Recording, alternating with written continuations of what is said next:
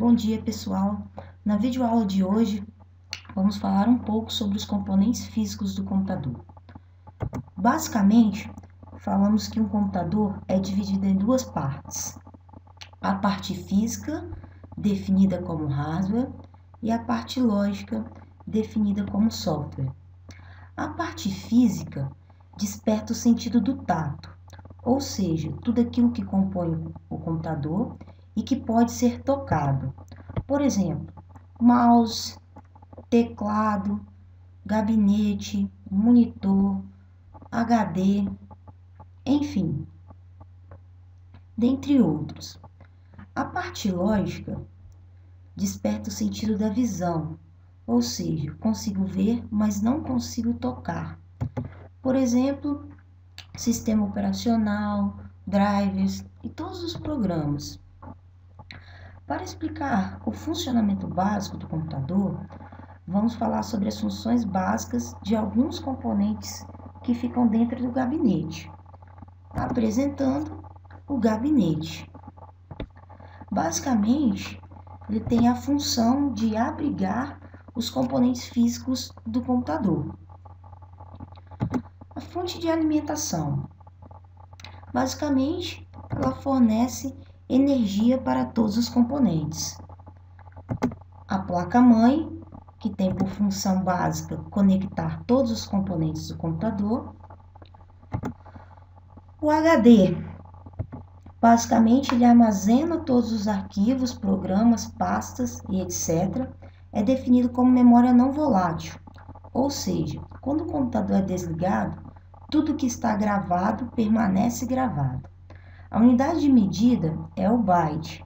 Atualmente, 2013, encontramos computadores pessoais com HD de até 1 TB. Memória RAM. A função básica da memória RAM é fazer a ponte entre o processador e o gabinete. E ela existe nos computadores para suprir a deficiência na velocidade de leitura e gravação do HD. A unidade de medida é o byte e ela é definida como memória volátil, ou seja, ao desligar ou reiniciar o computador, tudo que está nela é apagado. Unidade central de processamento, ou simplesmente processador, é responsável por processar tudo o que está em utilização no computador, seja o que está sendo utilizado pelo usuário, seja o que está sendo utilizado pelo sistema operacional ou hardware. A unidade de medida é o Hertz, e para computadores pessoais atuais, encontramos processadores variando aproximadamente entre 1.6 a 3.2 GHz.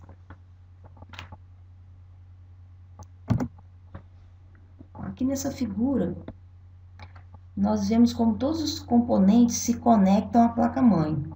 Observe que além dos componentes descritos no slide anterior, ainda temos outros que não foram citados. Isso é porque conseguimos entender o funcionamento do computador somente com os componentes citados no slide anterior. Um dos exemplos que não foram citados é o cooler com dissipador, que tem a função de ajudar no resfriamento do processador.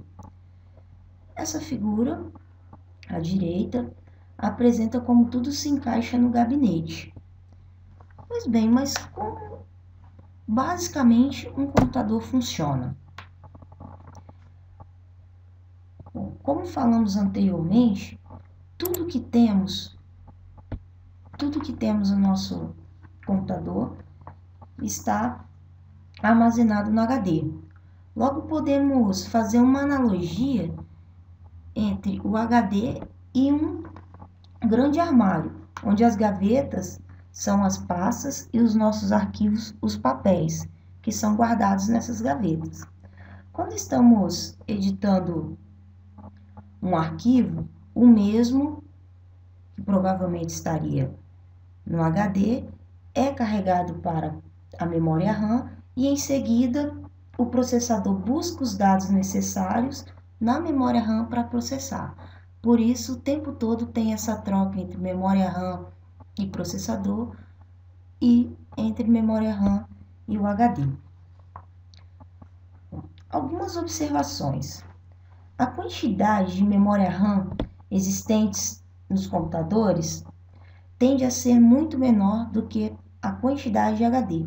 Um dos motivos é o custo. Outra observação. Considerando que não temos incompatibilidade com frequência, podemos afirmar que quanto mais memória RAM, mais rápido é o computador? Bom, a resposta não é tão simples. A velocidade de processamento dos processadores não mudará com um aumento na quantidade de memória RAM. Porém, quanto mais memória RAM, menor é a probabilidade do processador ter que esperar para obter um dado que ainda não tenha sido carregado na memória RAM, o que daria a sensação de estar sendo mais rápida. Muito obrigada, a videoaula termina aqui.